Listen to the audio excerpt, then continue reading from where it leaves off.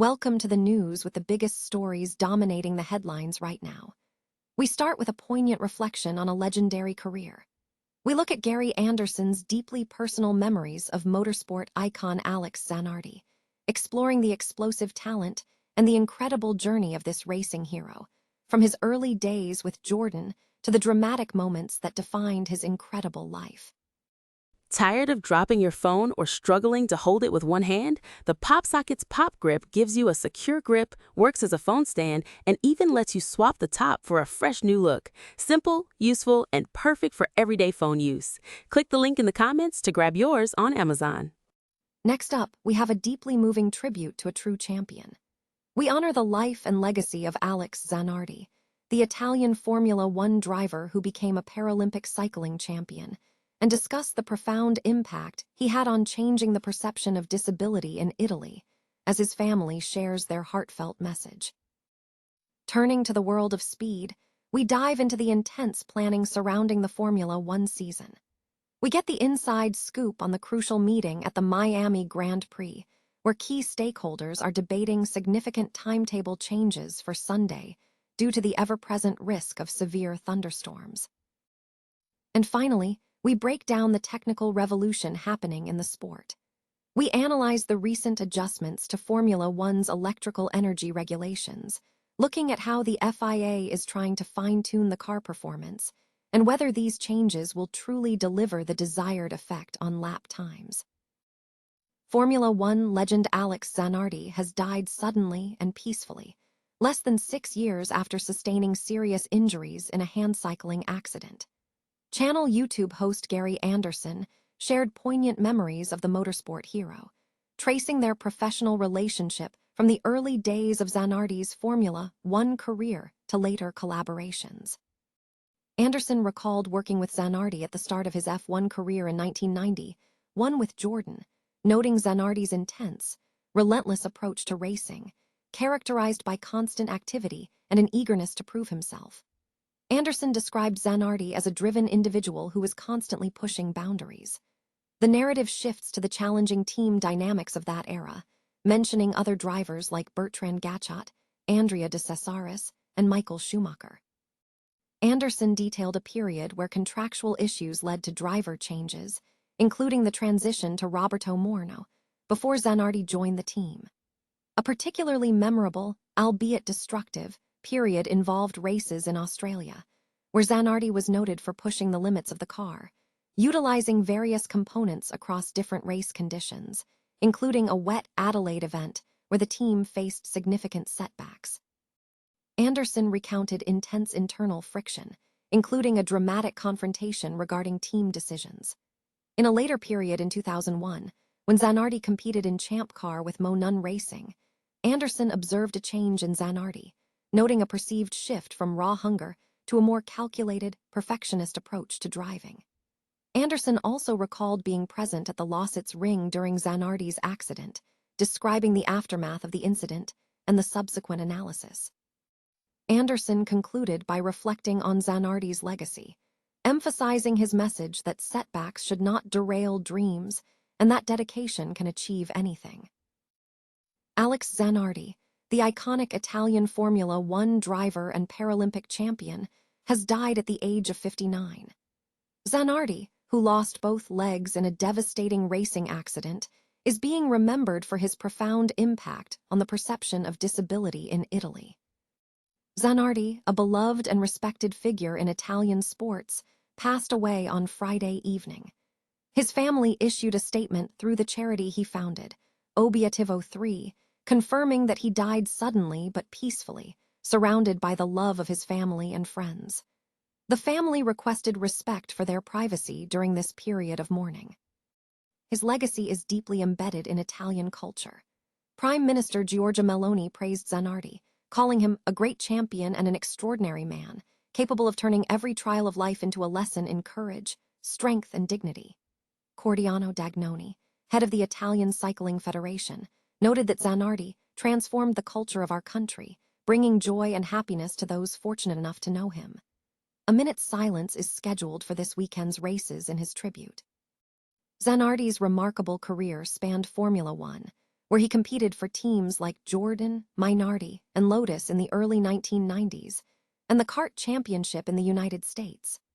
His life took a tragic turn in 2001 when a horrific accident at the Lausitzring track in Germany resulted in the amputation of both his legs after his car stalled and was struck at over 300 km/h.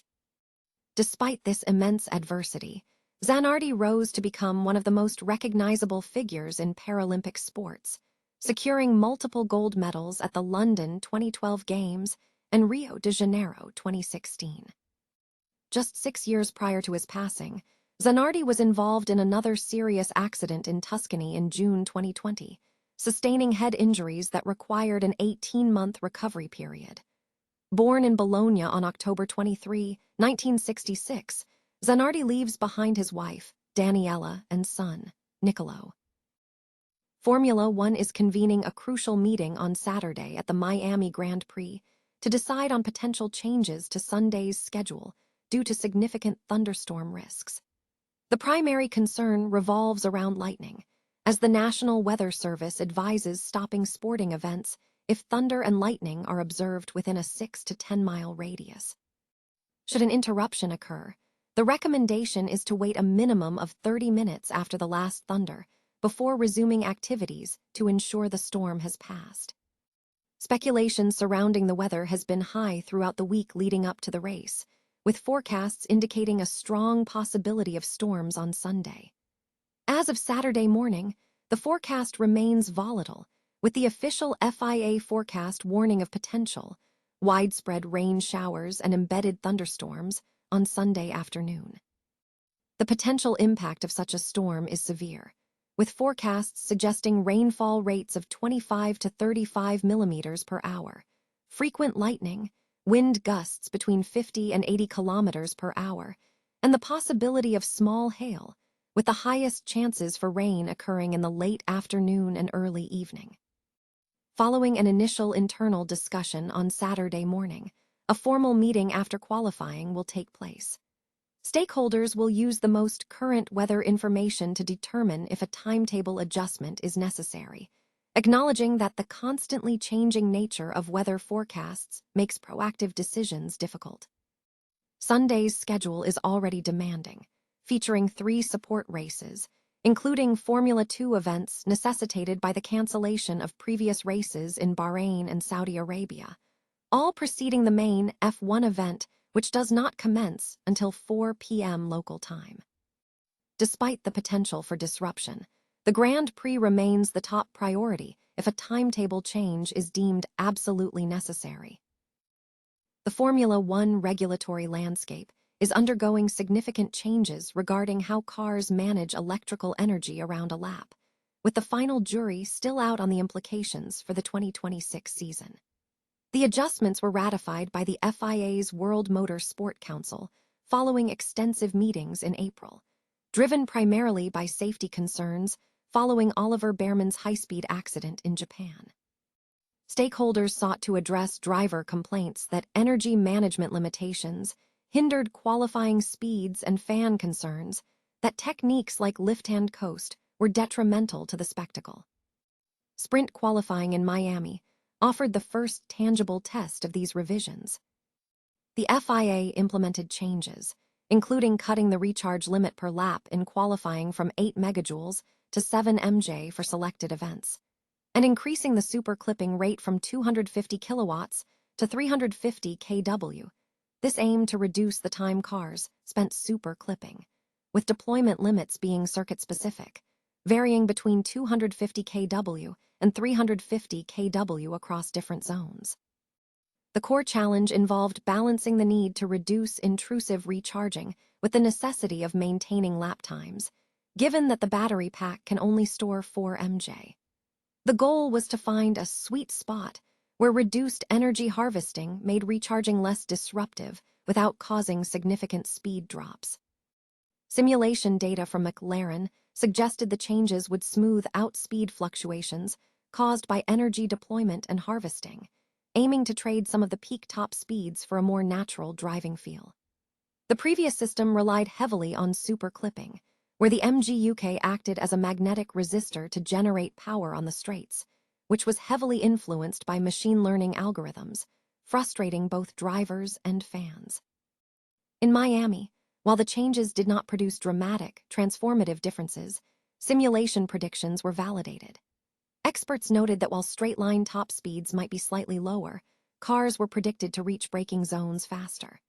Hirely chief engineer Simone Barra confirmed the main impact was on lockups, stating that the reduction in super clipping meant drivers would reach corners with higher speed and fewer lockups, pushing them closer to the tire's grip limit.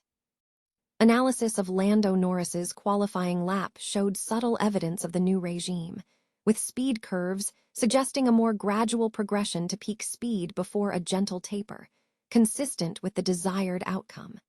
However, driver feedback remained mixed, with Valtteri Bottas stating he felt little difference in qualifying. The full impact of these regulations is expected to become clearer at subsequent venues, particularly in Canada and Monaco, where energy management will be less critical. While the current near 50-50 split between electrical and internal combustion power necessitates compromise, the 7 MJ recharge cap was introduced as an ad hoc measure. Industry sentiment suggests that real, substantial change might be deferred until next year, pending potential shifts towards a 60-40 split in power dynamics. Red Bull team principal Laurent Mekies viewed the latest adjustments as a positive step forward, acknowledging that the changes are a good use of the current hardware.